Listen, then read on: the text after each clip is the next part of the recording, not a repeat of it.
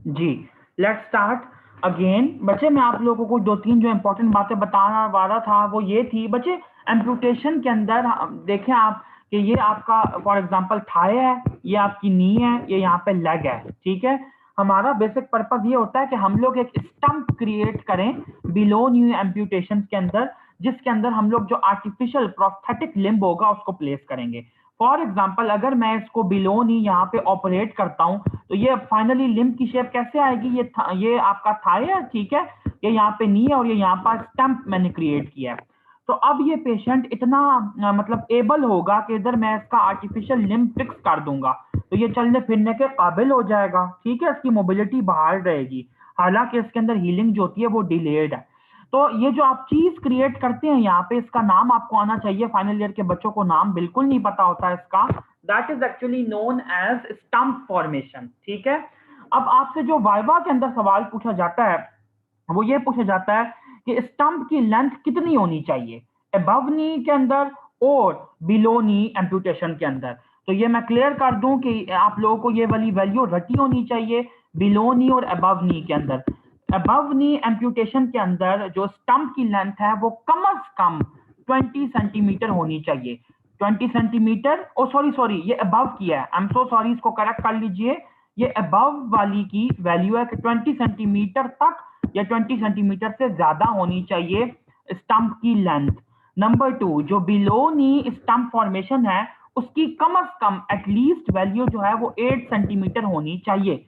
8 centimetre length होनी चाहिए stump की। अगर 8 और प्रेफरेबल जो लेंथ है दैट इज 10 टू 12 सेंटीमीटर, ठीक है। अगर आपको एमसीक्यू में आता है कि मिनिमम लेंथ कितनी होनी चाहिए तो you are going to choose 8 centimetre. अगर आपको क्वेश्चन आता है कि प्रेफर्ड रेंज क्या है, फिर आप लोग कहेंगे कि तकरीबन 10 टू 12 सेंटीमीटर। तो बच्चे आर्टीरियल डिसऑर्डर के अंदर जो हमने टॉपिक्स करने थे वो यही थे। We are not going to discuss aneurysm, ठीक है। और दूसरी बात यह कि एम्प्यूटेशन की जो सर्जरी है इसकी डिटेल्स करने की आप लोगों के लेवल पे जरूरत नहीं है, ये मैं आपको क्लियर कर दूं। तीसरी चीज आपको ये बता दूं कि हम लोग सारे सारे टॉपिक्स को स्टडी नहीं करेंगे, they are summarise, these are summarise lectures. तो जितने मैं आप लोगों को इंपॉर्टेंट टॉपिक्स यहाँ पे करवाऊंगा फर्स्ट ऑर्डर और सेकंड ऑर्डर वो आप लोगों ने कवर करने हैं। एन्यूरिज्म का सिनेरियो बहुत अनकॉमनली आता है सर्जरी के अंदर, अगर आए भी तो मेडिसिन के अंदर आता है। नंबर टू, एन्यूरिज्म की सर्जरी करने की कोई मतलब आपको पढ़ने की वो जरूरत नहीं है। You are just wasting your time if you are going to study that. अगर आप लोगों को पढ़ना है एन्यूरिज्म को तो फिर किसी छोटी बुक से एन्यूरिज्म का टॉपिक आर्टीरियल डिसऑर्डर में सर्जरी से पढ़ लें, लेकिन बेले से एन्यूरिज्म पढ़ने की जरूरत नहीं है, ठीक है। उसके बाद बच्चे हम लोग जो टॉपिक स्टार्ट करने वाले हैं दैट इज वीनस डिसऑर्डर्स। लेकिन वीनस डिसऑर्डर्स स्टार्ट करने से पहले आप लोगों को एक इमेज दिखाना जो है वो बहुत ज्यादा जरूरी है ताकि हमें चीजें कुछ ज्यादा क्लियर हो जाएं। एक सेकेंड जी, ये देखें बच्चे, ये सबसे इंपॉर्टेंट इमेज। बच्चे पहले आपको ये बता दूं कि जो आपका वेसल्स के ऊपर अगर आपका कोई भी पेशेंट वेसल्स का मौजूद है, वास्कुलर सर्जरी का कोई केस मौजूद है तो फिर आपको लाजमी ये वाले सवाल पूछे जाते हैं जो मैंने आपको बताए हैं और अभी जो बताने लगा हूं ये भी बहुत ज्यादा इंपॉर्टेंट है। इसमें सबसे पहला सवाल जो आपको आना चाहिए दैट इज कि लोअर लिम्ब में परफोरेटर्स कौन कौन से होते हैं, उनके नाम क्या हैं, ठीक है। दूसरी चीज आपको यह पता होना चाहिए कि लोअर लिम्ब की वीनस सप्लाई क्या होती है। अपर लिम्ब की वीनस सप्लाई इतनी नहीं इंपॉर्टेंट वाइवा के हिसाब से जितनी लोअर लिम्ब की इंपॉर्टेंट है।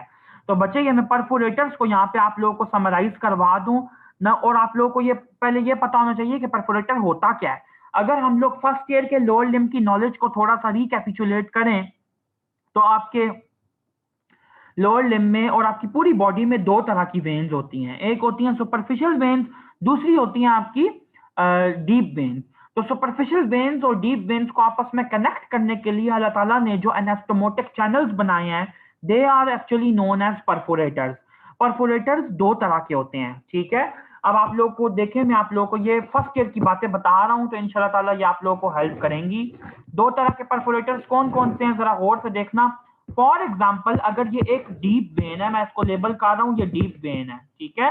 दूसरा ये यहाँ पे एक सुपरफिशियल वेन है, ठीक है, ये भी सुपरफिशियल वेन है, मैं इनको लेबल कर रहा हूं, ये सुपरफिशियल है, ये भी सुपरफिशियल, डीप वेन मैंने एक ही शो किया है। अगर कोई जो चैनल है वो डीप वेन और सुपरफिशियल वेन को कनेक्ट कर रहा है आपस में ऐसे, तो it would be known as direct perforator.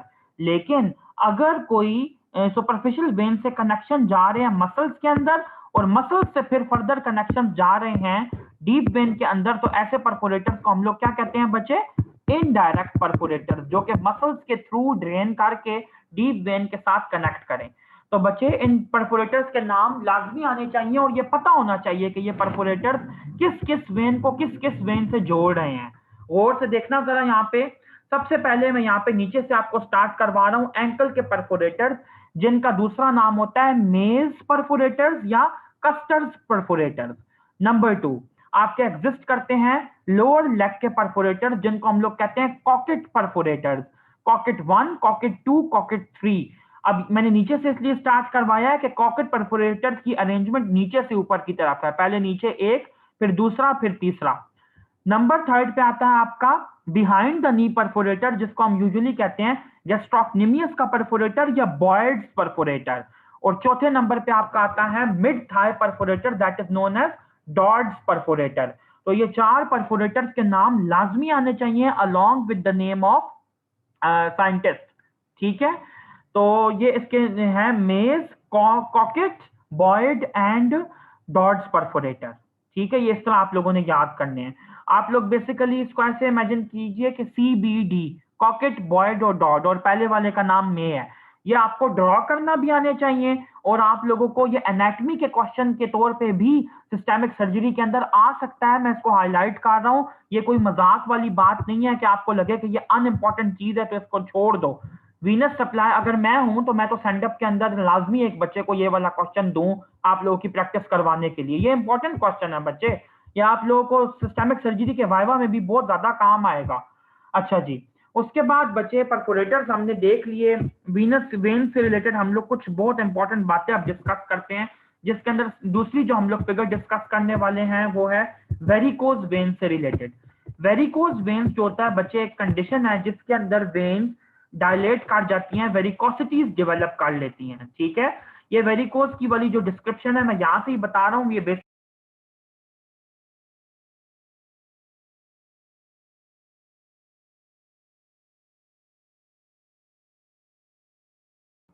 Hello जी बच्चे, ये देख जी, ये देखें बच्चे, पहले मुझे एक दफा ये भी साफ क्लियर कर दें कि क्या आप लोगों को मेरी वॉइस और मेरी स्क्रीन ऑडियो नजर आ रही है या नहीं। चलो ठीक है, थैंक यू।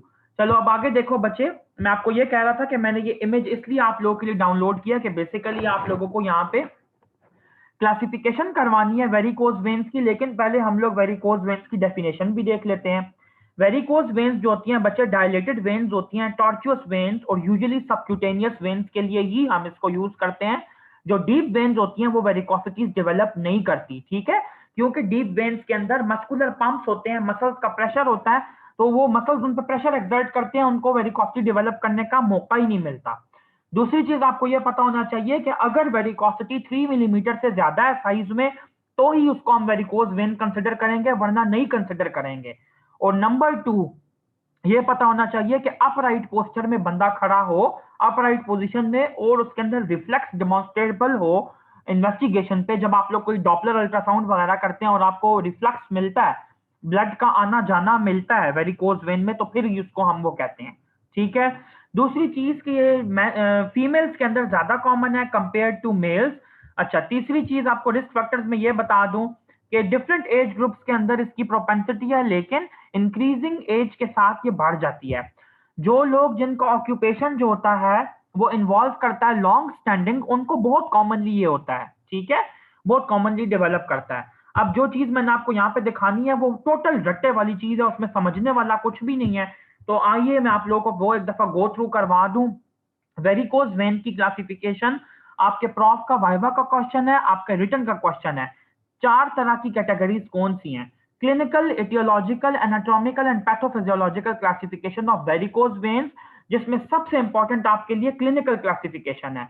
क्लिनिकल क्लासिफिकेशन में बच्चे CO या C0 का मतलब है no signs of venous disease, यानी कि नॉर्मल बंदा। C1 का मतलब है टेलेंजेक्टेसिया या रेटिकुलर वेन्स, रेटिकुलर वेन्स कैसे अपेयर होती हैं? इनको हम लोग स्पाइडर वेन्स भी कहते हैं, जरा गौर से देखना, इनकी अपेयरेंस ऐसे होती है, ठीक है, ऐसे करके ये स्पाइडर वेन्स है। अच्छा, दूसरी चीज आप ये देखो कि इसके अंदर C2 जो कैटेगरी होती है इसको हम लोग कहते हैं वेरिकोज वेन, ठीक है बच्चे, ये बात याद रखनी है, ये आपका एमसीक्यू है। क्लिनिकल क्लासिफिकेशन के अकॉर्डिंग वेरिकोज वेन्स किस लेवल पे आती हैं? तो दे आर C2। C3 में एडिमा भी आ जाता है। C4 की दो कैटेगरीज है, 4A 4B। 4A में पिगमेंटेशन आ जाती है, मॉटलिंग आ जाती है। C4B में लाइपोडर्मेटोस्क्लेरोसिस आ जाता है, और जो ओवरलाइंग स्किन है उसकी एट्रोफी भी मिल सकती है। C5 के अंदर हील्ड वीनस अल्सर मिलता है, और C6 में एक्टिव वीनस अल्सर मिलता है। लाइपोडर्मेटोस्क्लेरोसिस को यहाँ पे क्लियर करता चलूं, नाम से पता चल रहा है, lipo subcutaneous tissue, derma dermis की इन्वॉल्वमेंट भी साथ है। स्क्लेरोसिस हार्डनिंग, यानी कि स्किन की हार्डनिंग आपको मिलती है क्रॉनिक वीनस स्टेसिस की वजह से, ठीक है। इटियोलॉजिक क्लासिफिकेशन की बात की जाए तो it's EC congenital, EP primary जिसकी कॉज आपको ना पता हो, ES सेकेंडरी जिसकी कॉज आपको पता हो, जैसे post thrombotic deep Venus thrombosis के केस के अंदर भी वेरिकोज वेन मिल सकती है। और मैंने आपको MCQ भी लिखवाया था कि डीप वीनस थ्रोम्बोसिस के केस में हम लोग यूजुअली वेरिकोज वेन की सर्जरी नहीं करते। अच्छा, और EN से मुराद है नो वीनस कॉज आइडेंटिफाइड, नील। एनाटॉमिकल क्लासिफिकेशन में AS superficial, AP perforator, AD deep vein, और पैथोफिजियोलॉजिकल में PR यानी कि रिफ्लक्स डेमोन्स्ट्रेबल है। इसके अलावा PO ऑब्स्ट्रक्शन है, और PRO का मतलब है रिफ्लक्स भी है और ऑब्स्ट्रक्शन भी आपको मिल रहा है, दोनों चीजें आपको मिल रही हैं, ठीक है। ये सारे इंपॉर्टेंट फीचर्स थे इसके वेरिकोज वेन के। अब हम लोग इसकी फर्दर डिटेल्स के अंदर जाते हैं। सबसे पहले एक सेकंड बच्चे, काइंडली वेट कीजिएगा जी। वेरिकोज वेन्स के साइन एंड सिम्टम्स या क्लिनिकल फीचर्स की अगर बात की जाए तो जो most common sign and symptom document किया गया that is heaviness of lower limb, ठीक है, यानी कि पेशेंट को एचिंग पेन या फिर हैवीनेस फील होती है लोअर लिम्ब के अंदर, ये आपने याद रखना है, जो कि थ्रू आउट द डे जो होती है बच्चे वो एग्रेवेट करती है, ये भी आपने याद रखना है, खास तौर पे towards the end of the day, ठीक है। और इसके अलावा बाकी सिम्टम्स भी हैं जिसके अंदर आ जाता है कि पेशेंट कंप्लेन करता है कि उसको वेन्स की जो ओवरलाइंग स्किन है उसके ऊपर इचिंग फील होती है। ये बहुत कॉमन सिम्टम्स हैं, ठीक है। उसके बाद बच्चे अगर साइंस की बात की जाए तो यूजुअली ये जो होता है लॉन्ग सफनेस वेन के अलोंग इसकी जो ऑकरेंस है वो बहुत कॉमन होती है। लॉन्ग सफनेस वेन के अलोंग इसकी 60% प्रीपोंडरेंस है, और स्मॉल सफनेस वेन के अलोंग तकरीबन 40% केसेस को डॉक्यूमेंट किया गया है। इसके अलावा आपको ये पता होना चाहिए कि साइंस के अंदर जो अभी मैंने आपको क्लिनिकल फीचर सारे पढ़ाए हैं बेसिकली वो ही थे, ठीक है। मैं आपको वैसे ही इसको एक्सप्लेन भी कर देता हूँ कि साइंस कौन कौन से हैं। एक तो पहली बात ये कि टेलेंजिएक्टेजियाज आपको मिल सकते हैं। जब भी टेलेंजिएक्टेजिया का वर्ड आएगा तो आपने कहना है कि permanent dilatation of a blood vessel is known as telangiectasia, ठीक है। और टेलेंजिएक्टेजिया जो होते हैं बच्चे, इनको यूजुअली हम लोग कहते हैं कि ये 1 मिलीमीटर से कम होते हैं, और इसके लिए जो सिनोनिम्स यूज किए जाते हैं तो इनको हम लोग कहते हैं थ्रेड वेन्स, ठीक है। नंबर 2 पे इनको हम लोग कहते हैं स्पाइडर वेन्स, ये आपको पता होना चाहिए। और नंबर 3 पे इनको हम लोग कहते हैं हाइफन वेन्स, ये तीनों इसके नाम है, ठीक है। कोई मैंने वक्री बात नहीं कर दी, बस सिर्फ सिनोनिम्स बताए हैं आपको। नंबर 2, रेटिकुलर वेन्स हम किन्हें कहते हैं? जिनका जो साइज होता है यूजुअली ये 1 से 3 मिलीमीटर के बीच में रेंज करता है, ठीक है। और इनकी भी अपीयरेंस ऑलमोस्ट वैसी ही होती है। तीसरी चीज जो बच्चे आपकी आती है वो आती है फिर ट्रू वेरिकोज वेन्स, जिनको हम लोग बेसिकली कहते हैं कि जो 3 मिलीमीटर से ज्यादा हो गई हैं। चौथी चीज आपको यह पता होनी चाहिए कि एक और कंडीशन भी पाई जाती है इसके साथ, जिसको हम लोग कहते हैं सेफेना वेरिक्स। और सेफेना वेरिक्स इसको हम कहते हैं कि अगर लंप की फॉर्म में एक बड़ी सेरी वेरिकोसिटी प्रेजेंट हो सेफेनस वेन की, तो पेनलेस लंप की प्रेजेंटेशन को हम लोग सेफेना वेरिक्स कहते हैं, जो कि स्टैंड करने पे प्रोमिनेंट होती है, खास तौर पे फेमोरल ट्रायंगल वाले एरिया में, और जेनिटल मतलब पेरिनियल एरिया में ये प्रोमिनेंट होती है, ठीक है। इसके अलावा आपको यह पता होना चाहिए कि जो एट्रोफी ब्लांची होती है, एट्रोफी ब्लांची हम लोग कहते हैं यूजुअली कि एट्रोफिक स्किन है, जिसने अपना लस्टर अपनी शाइन जो है वो खो दिया है, वो डल अपेयर हो रही है, ठीक है। और इसके अलावा बस ठीक है। अच्छा, इसके अलावा बच्चे साइन एंड सिम्टम्स के अलावा आपको जो बात पता होनी चाहिए दैट इज कि हम लोग इन्वेस्टिगेशन कौन से यूज करते हैं। तो बच्चे वेरिकोज वेन्स का जो एग्जामिनेशन होता है इसके अंदर आपको सबसे इंपॉर्टेंट बात मतलब इन्वेस्टिगेशंस में ये मेंशन करनी है कि इसका डायग्नोसिस सबसे पहले तो हम लोग क्लिनिकली करने की कोशिश करते हैं, ठीक है। अगर आप लोग क्लिनिकल डायग्नोसिस इसका नहीं कर सकते तो फिर इंस्ट्रूमेंट भी यूज करने का कोई खास फायदा नहीं मिलता। तो इन्वेस्टिगेशन जो है बच्चे इस मामले में बहुत इंपॉर्टेंट, इन्वेस्टिगेशन से पहले क्लिनिकल डायग्नोसिस करना बहुत ज्यादा जरूरी है। एक और चीज मैं यहाँ पे ऐड करूंगा कि पेशेंट जो होता है वो पिटिंग एडिमा के साथ जो होता है वो सफर करता है, ठीक है। याद रखना है आर्टीरियल और वीनस डिसऑर्डर्स के अंदर यूजुअली पिटिंग एडिमा होता है और लिम्फेटिक डिसऑर्डर्स के अंदर यूजुअली नॉन पिटिंग एडिमा होता है। पिटिंग एडिमा को चेक करने का प्रॉपर तरीका क्या है, अभी गौर से सुन लो, जीपीई में जनरल फिजिकल एग्जामिनेशन में काम आएगा, गलत गलत तरीके से मत करना। पिटिंग एडिमा यूजुअली बच्चे हम लोग किस किस जगह पे करते हैं सबसे पहले ये पता होना चाहिए। आइडियल जगह बच्चे इसकी है शिन। शिन हम किसे कहते हैं, टिबिया के एंटीरियर बॉर्डर को। नंबर 2 हम लोग मीडियल मेलियोलस के बिहाइंड भी पिटिंग एडिमा चेक कर सकते हैं। और नंबर 3 सैक्रम। ये 3 आपकी टॉप नॉच जगह हैं जहां पे हम लोग एडिमा को चेक करते हैं। दूसरी बात आपको ये क्लियर होना चाहिए, एडिमा को चेक करने के लिए आपने अपने राइट या left hand, probably right hand का थंब यूज करना है। फॉर एग्जांपल मैं कहता हूं ये स्किन है, इस स्किन के ऊपर आप लोग अपना थंब प्लेस करेंगे तकरीबन कितनी देर के लिए, 10 सेकंड्स के लिए। ये बहुत इंपॉर्टेंट बात है। 10 सेकंड से कम अगर प्रेस किया और एग्जामिनर ने आपको देख लिया तो फिर आपकी बेइज्जती के अलावा कुछ भी नहीं होने वाला, ये मैं पहले क्लियर कर दूं। 10 सेकंड्स के लिए प्रेस करके रखना है अनटिल एंड अनलेस यहाँ पे एक पिट बन जाए। जब ये पिट बन जाएगी तो दिस प्रूव्स 10 सेकंड के बाद कि ये पिटिंग एडिमा है, ठीक है। और अगर आप लोग अब थंब प्लेस करते हैं 10 सेकंड के लिए और आपको स्किन की हार्डनिंग फील होती है और पिट फॉर्मेशन नहीं होती तो फिर आप उसको कहेंगे कि ये नॉन पिटिंग एडिमा है, क्योंकि स्किन तो ओवरलाइंग जो है वो सोलन है और यहाँ पे पिट फॉर्मेशन नहीं हुई। तो नॉन पिटिंग एडिमा जो होता है वो लिम्फ एडिमा के केसेस में होता है। क्यों? क्योंकि लिम्फ एडिमा में जो प्रोटीन्स होती हैं जो कि ब्लड वेसल से लीक कर चुकी होती हैं बाहर इंटरस्टिशियम में एक्स्ट्रा सेलुलर एनवायरनमेंट में प्रेजेंट होती हैं, तो वो कोगुलेट कर जाती हैं। उनके कोगुलेट होने की वजह से पिट नहीं बनती। पिट उस जगह पे बनती है जहां पे फ्लूइड हो, जहां पे प्रोटीन होगी सिर्फ, वहां पे पिट नहीं बनेगी बल्कि वहां पे एक हार्ड सरफेस डेवलप कर जाएगी, ठीक है। चलो जी, उसके बाद अब आप लोगों को इन्वेस्टिगेशंस बताने से पहले ये बताऊं कि क्लिनिकल एग्जामिनेशन की हेडिंग देनी है, उसके अंदर आपने ये सारे साइन एंड सिम्टम्स को ऑब्जर्व करना है। इसके अलावा आप लोगों की डोगर की जो ऑस्पी की बुक है उसके अंदर टॉर्निकेट टेस्ट लिखे हुए हैं डिफरेंट वाले, उनका एक दफा जिक्र कर देना प्लीज, उनका नाम पढ़ के। तो आप सिर्फ ये लिखेंगे कि टॉर्निकेट टेस्ट हम लोग परफॉर्म करेंगे, उससे हमें क्लिनिकल एग्जामिनेशन कंफर्म होगा, ठीक है। दूसरी चीज आपको ये पता होना चाहिए कि जो आपका अब जो इन्वेस्टिगेशन की बात करूं स्पेसिफिकली तो हम लोग करते हैं डॉपलर अल्ट्रासाउंड इसके अंदर करते हैं। लेकिन डॉपलर का एक डिसएडवांटेज ये है कि इसके अंदर 30% केसेस जो होते हैं वो मिस हो जाते हैं, ठीक है। 30% कनेक्शंस को ये यूजुअली मिस कर देता है जो डॉपलर अल्ट्रासाउंड होता है, हैंड हेल्ड जो होता है डॉपलर अल्ट्रासाउंड, ठीक है। दूसरी बात आपने ये याद रखनी है, मैंने आपको पहले भी बताया है कि डॉपलर अल्ट्रासोनोग्राफी किसी भी वेसल का जो नॉर्मल सिग्नल देती है वो होता है ट्राइफेजिक सिग्नल। अगर उस वेसल के अंदर कोई गड़बड़ है तो वो सिग्नल चेंज हो जाएगा। तो वेरिकोज वेन्स के केस के अंदर बच्चे यूजुअली जो सिग्नल आता है दैट इज अ बायफेजिक सिग्नल। और ये बायफेजिक सिग्नल आपको किस किस कॉमनली जगह पे मिलता है, नंबर 1 ये आपको मिल सकता है बच्चे जो आपका सेफेनोफिमोरल जंक्शन होता है, ठीक है। और नंबर 2 सेफेनोपोप्लिटियल जंक्शन, सेफेनोफिमोरल सेफेनोपोप्लिटियल, इन दोनों जंक्शंस के ऊपर यूजुअली आपको ये इंडिकेट करता है। अच्छा, दूसरी इन्वेस्टिगेशन जो हम लोग परफॉर्म कर सकते हैं वो बिल्कुल आर्टीरियल डिसऑर्डर्स की तरह की है, जो हमने पढ़ी थी पहले भी, जिसका नाम है डुप्लेक्स अल्ट्रासाउंड इमेजिंग, ठीक है। डुप्लेक्स अल्ट्रासाउंड इमेजिंग जो है ये अब इन्वेस्टिगेशन ऑफ चॉइस बन चुकी है।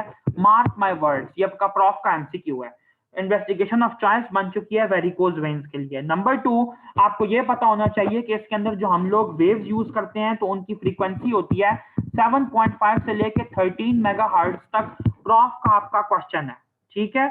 और इसके जरिए हमें बहुत अच्छा आइडिया मिल जाता है।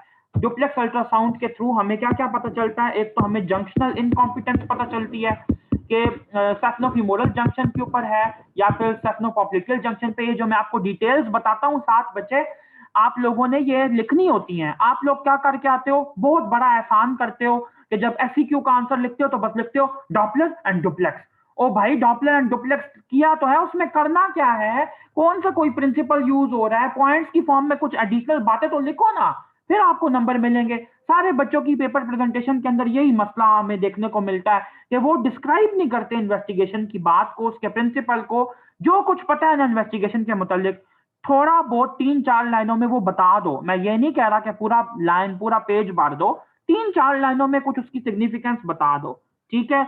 इसके अलावा आपको ये बता सकता है कि वेसल के अंदर किसी किस्म का ऑब्स्ट्रक्शन या रिफ्लक्स मौजूद है या नहीं, ठीक है। और इसका अलावा ये बता सकता है कि कितने नंबर ऑफ जगहों पे वेरिकोसिस जो है वो मौजूद है। ये आपकी सारी इंपॉर्टेंट बातें थी, ये आप लोगों को आनी चाहिए। अच्छा जी, एक और बात मैं आपको बताता हूँ, वेट कीजिएगा प्लीज। चलिए मैं आपको यहाँ पे खुद ही बता देता हूँ। वैसे आप लोगों को इन्वेस्टिगेशंस में कभी भी ये नहीं कहा जाएगा कि आप इसको पिकअप करें, ठीक है। इतना टफ क्वेश्चन कभी भी नहीं आता, क्योंकि ये पीजी लेवल का क्वेश्चन है। लेकिन मैं बता देता हूँ, एक बहुत इंपॉर्टेंट साइन होता है, that is known as Mickey Mouse sign. What is Mickey Mouse sign, ये मैं आपको क्लियर कर दूं। बच्चे बेसिकली जब हम लोग अल्ट्रासाउंड परफॉर्म करते हैं, डुप्लेक्स अल्ट्रासोनोग्राफी करते हैं, तो होता यह है कि पेशेंट को हम लोग कहते हैं कि जो अपना उसका जो उसने नीचे कपड़े पहने हुए हैं, कोई पैंट पहनी है, कोई निकर पहनी है, जो भी पहना है उसको उतार दे, ठीक है। सिर्फ अपने पेरिनियल एरिया को कवर करे, और हम वो पेशेंट जो होता है वो डॉक्टर को फेस करता है, और हम लोग बच्चे उसको सामने खड़ा करके उसके ग्रॉइन के ऊपर, ग्रॉइन से लेकर नीचे की तरफ उसका डुप्लेक्स अल्ट्रासाउंड जो होता है वो परफॉर्म करते हैं। तो ऊपर से नीचे की तरफ जब हम लोग आते हैं, तो ऊपर वाले रीजन के अंदर आपको एक साइन मिलता है, that is known as Mickey Mouse sign. Mickey Mouse sign basically ये इंडिकेट करता है, देखें एक ऐसे आपको जंक्शन मिलेगा, एक बड़ी सारी वेन मिलेगी, उसके साथ आपको दो छोटे छोटे सेगमेंट्स मिलेंगे। ये आपको अल्ट्रासाउंड पे इंडिकेट करते हैं कॉमन फेमरल आर्टरी, नंबर 2 पे ग्रेट सफिनस वेन, और नंबर 3 पे कॉमन फेमरल वेन। तो ये आपको प्रॉफ में यूजुअली ऑस्पी में नहीं आएगा, लेकिन अगर आप मिकी माउस साइन ऐसे अपने प्रॉफ में रिटर्न के अंदर डिनोट करते हैं, ये छोटी सी डायग्राम बना के करेक्ट वेसल्स को लेबल करते हैं, तो क्या जबरदस्त इंप्रेशन पड़ेगा हम पे, ठीक है। तो ये बच्चे बेसिकली इसकी ये नॉर्मल है, ठीक है, ये नॉर्मली आपको मिलता है। मैंने सिर्फ ये इसलिए बताया कि आप लोग ये शो कर सकते हैं कि हम लोग जब नॉर्मली ये परफॉर्म करते हैं, तो अगर हमें ये साइन मिल आया है, तो इसका मतलब है हम लोग ठीक तरीके से डुप्लेक्स अल्ट्रासोनोग्राफी जो है वो परफॉर्म कर रहे हैं। अब हम ये देखते हैं बच्चे कि जो इसकी मैनेजमेंट है उसके अंदर कौन कौन सी टेक्निक्स आती हैं। तो मैनेजमेंट बच्चे काफी डिटेल्ड है इसकी। उसकी पहले मैं यहाँ पे आप लोगों को हेडिंग्स लिख के बताता हूँ, आप लोग भी हेडिंग्स नोट करें, फिर मैं एक एक को एक्सप्लेन करता हूँ जी। बच्चे तो ये मैंने आप लोगों के लिए सारा मैनेजमेंट जो है इसको अंडरलाइन कर दिया है। ये जो आपका ट्रीटमेंट था, ये सारे का सारा नॉन सर्जिकल या रेडियोलॉजिकल ट्रीटमेंट था बेसिकली। लेकिन कंप्रेशन होइजरी वाला तो रेडियोलॉजिकल नहीं है ना ये अल्ट्रासाउंड गाइडेड वाला, तो इसको बस नॉन सर्जिकल करें और दूसरे ट्रीटमेंट को सर्जिकल ट्रीटमेंट करें। जो कंप्रेशन होइजरी होती है बच्चे, ये क्या होती है? कंप्रेशन होइजरी बेसिकली ये होती है कि जिस बंदे को, जो बंदा वेरिकोज वेन का पेशेंट है, उसकी टांगों के ऊपर ऐसी कंप्रेशन स्टॉकिंग्स पहना दो उसको, जो कि बाहर से प्रेशर एक्सर्ट करें, और उसकी वेन्स जो हैं वो उस प्रेशर की वजह से वेरिकोसिटीज डेवलप नहीं करेंगी। यही रीजन मैंने आपको कोट किया था कि जो आपकी डीप वेन्स होती हैं उनके अंदर वेरिकोसिटीज डेवलप नहीं करती। क्यों? क्योंकि डीप वेन्स जो होती हैं वो आपके मसल के कंपार्टमेंट्स में फंसी होती हैं। जब वो मसल्स की वजह से फंसी होती हैं, तो उनको ये टेंडेंसी नहीं मिलती कि उनकी वॉल में फ्लैसिडिटी आए और वो वेरिकोसिटीज डेवलप करें, ठीक है। आई होप मेरा रीजन आपको समझ आया होगा। तो कंप्रेशन होइजरी का प्रिंसिपल बेसिकली हमने डीप वेन्स की एनाटॉमी से ही लिया है कि हम लोग सुपरफिशियल वेन्स के इर्द गिर्द प्रेशर एक्सर्ट करें। अब मैं आप लोगों को यह क्लियर कर दूं कि स्टॉकिंग्स की डिफरेंट टाइप होती हैं, जो कि आप लोगों से वाइवा में पूछी जाती हैं और किसी भी बच्चे को नहीं आती। ब्रिटिश क्लासिफिकेशन ये कहती है कि स्टॉकिंग्स 3 तरह की होती हैं, क्लास 1, क्लास 2 और क्लास 3, जो कि डिफरेंट प्रेशर्स को अप्लाई करती हैं। ये आपके एमसीक्यू का क्वेश्चन है, नोट कर लो। क्लास 1 स्टॉकिंग्स के जरिए 14 से लेकर 17 मिलीमीटर ऑफ मर्करी का प्रेशर एक्सटर्नली एक्सर्ट होता है लेग पे। आप समझे कि ये जराबे हैं, आपने उस पेशेंट को जराबे पहना देनी है जो कि ये प्रेशर एक्सर्ट करेंगी। नंबर 2, जो क्लास 2 होती हैं, they usually exert a pressure of 18 to 24 millimetre of mercury. और जो क्लास 3 होती हैं, ये बहुत सिवियर किस्म का प्रेशर एक्सर्ट करती हैं, और सिवियर किस्म के केसेस के लिए चाहिए होती है तकरीबन 25 टू 35 मिलीमीटर ऑफ मर्करी। अब मैं यहाँ पे ये क्लियर कर दूं, जिन पेशेंट्स का इन हॉस्पिटल स्टे 90 मिनट से ज्यादा होता है उनको हम लोग यूजुअली क्लास 1 जो होती है कंप्रेशन होइजरीज वो पहना देते हैं, ठीक है। दूसरी चीज जो आपका दूसरा प्रोसीजर है दैट इज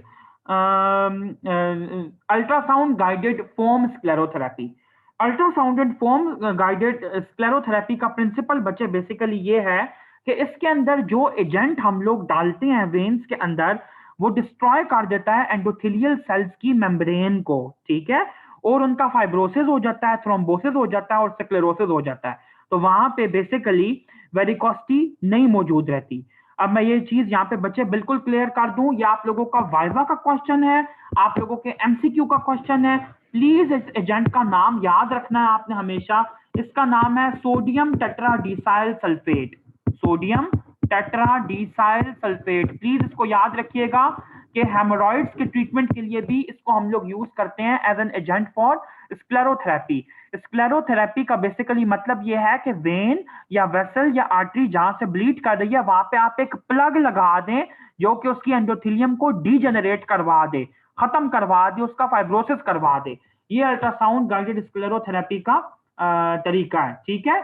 और जो मेथड इसके लिए कॉमनली यूज किया जाता है आपको सिर्फ उसका नाम आना चाहिए जिसको हम लोग कहते हैं टेसारीज मेथड ऑफ स्क्लेरोथेरेपी, ठीक है। इसके अलावा इसकी डिटेल अगर आपको नहीं भी पता दैट्स टोटली फाइन।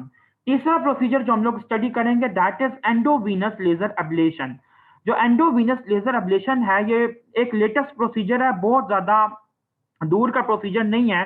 बेसिकली हम लोग इसके अंदर क्या करते हैं कि जो वेन इन्वॉल्व होती है उसके अंदर बच्चे हम लोग एक अल्ट्रासाउंड गाइडेड मार्किंग के थ्रू इंट्रोड्यूस करवाते हैं लेजर को, ठीक है।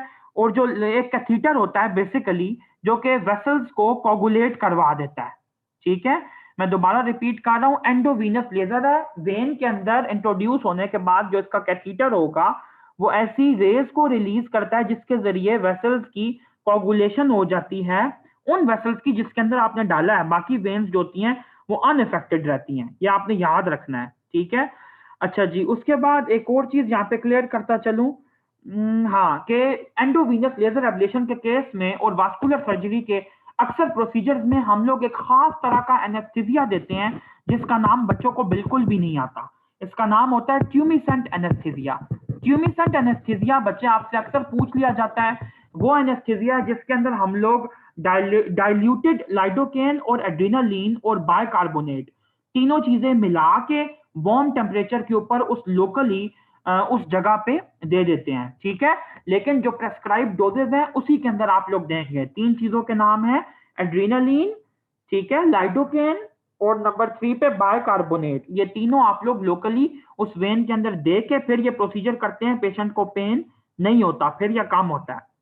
जो रेडियो फ्रीक्वेंसी एब्लेशन है इसके अंदर वो ही ऑलमोस्ट प्रिंसिपल है जो कि एंडोवीनस लेजर एब्लेशन में यूज होता है। बेसिक डिफरेंस बच्चे इसके अंदर ये आता है कि इसके अंदर रेडियो वेव्स यूज होती हैं जबकि एंडोवीनस लेजर एब्लेशन में लेजर वेव्स को हम लोग यूज करते हैं, ठीक है। और आपको एक एमसीक्यू बता दूं यहाँ पे, रेडियो फ्रीक्वेंसी एब्लेशन में कितना टेम्परेचर यूज होता है।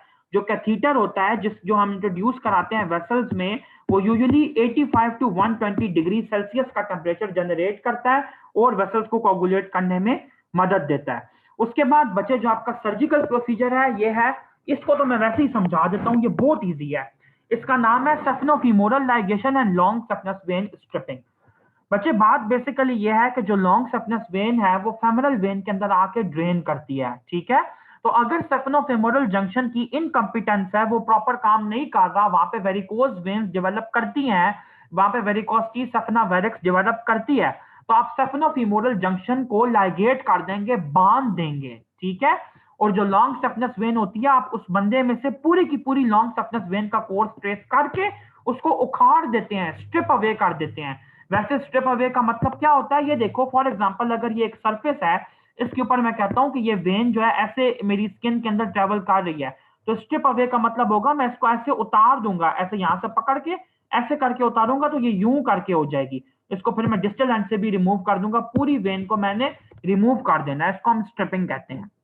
नंबर 2, जो सेफनोफीमोरल सेफनोपोप्लेटियल लाइगेशन है वो बेसिकली यूज होती है ज्यादातर लोअर लिम्ब के लैटरल कंपार्टमेंट, जो लोअर लिम्ब का लैटरल साइड है ना, यानी कि आपका जो लिटिल टो वाला साइड है, लैटरल मार्जिन जो है आपके लोअर लिम्ब का, उसकी वीनस ड्रेनेज वो करती है। ठीक है, तो आपका अगर आपको सेफनोपोप्लिटियल जंक्शन की इनकॉम्पिटेंस मिल रही है तो आप उसको लाइगेट करेंगे, और चूंकि शॉर्ट सफनेस वेन उसके अंदर ड्रेन करती है तो साथ उसकी स्ट्रिपिंग कर देंगे।